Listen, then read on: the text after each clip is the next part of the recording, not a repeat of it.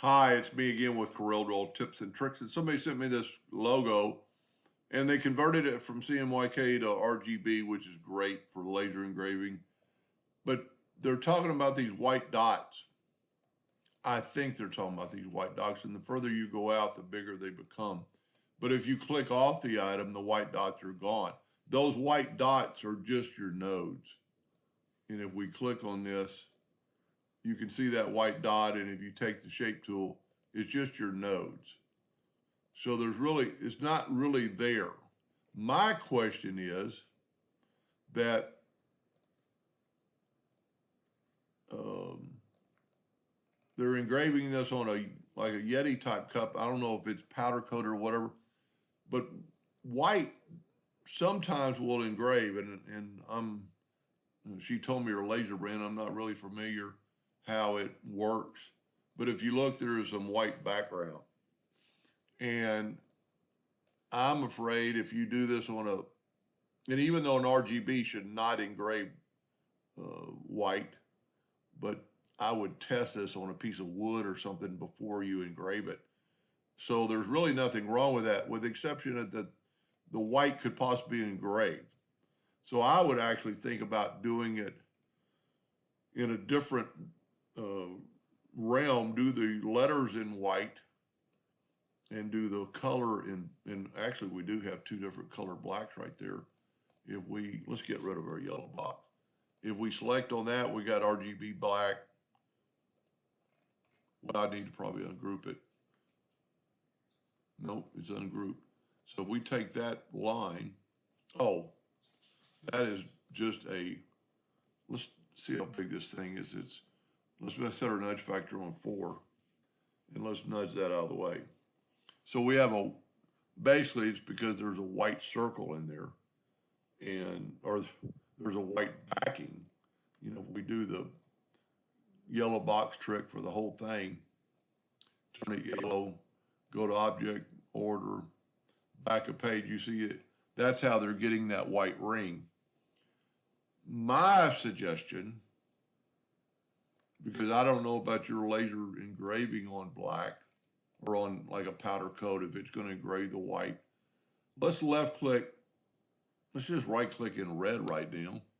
And because this is one of the problems, that line right there is a line. Let me zoom in here. It's not a fill. This is a fill. This is a line. So that's going to have to be black. See, I turned all the lines to black. My suggestion would be to take all the fill areas and fill them in with black. That way you get that separation of the two letters, because you've got that line in there. You can't really take the fill away.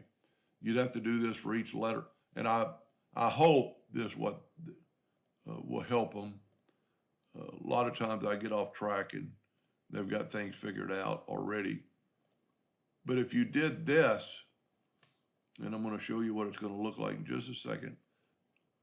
I could stop right here. And on this particular date, I might even take away the outline because the other is so close to it. Let me zoom in where I can grab it. And let's grab all this from the edge and let's take away the outline. See, that to me is going to look a lot better on that smaller font. That's pretty good right there. Then take your Smart Fill tool back. See, same thing up here. The other lines are so close. So what I'm going to have to do is take my yellow box and go to Object and lock it so I can't grab it, because I was trying to grab that a while ago and I was getting a yellow box. So let's get all that, and let's take the line away, and let's make it a hairline. See, right now it's a half a point. And then fill in the line, because that other line is bigger than a half a point. And do this, and you get that same look as before. And we're almost done. And then I would make this circle. In the original drawing, there were actually 2 circles.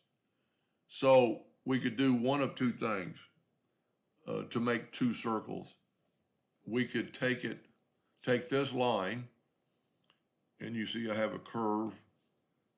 I'm going to control D and one thing, you need to set your duplicate distance on 0, 0, and this is exactly why. I'm not even going to do that. I'm going to go to effects and contour to get a perfect shape. Let's say 1/4 inch. That's too much. But we're on the right track. Let's go 0.1. Let's go 0.05. There you go. Now we can take that line. We need to go and break the contour apart. So we can grab that line and let's make them both 1.5 point, make them 2 points to get that same effect that you had before. And then just try engraving this. So if it was on a powder coating cup, everything black is going to be taken away and everything yellow is not going to hurt. So there's your 2 nodes. So really, we need to grab that. Those nodes are still there.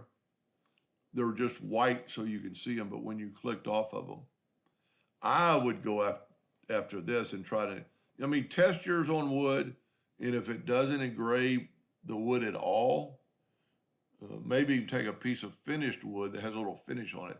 Because a lot of times white will take the finish off, and I would hate for you to mess up a Yeti cup and see that black, it was just there. So I would try that. Anyway, I hope that answered their question, and thank you for watching.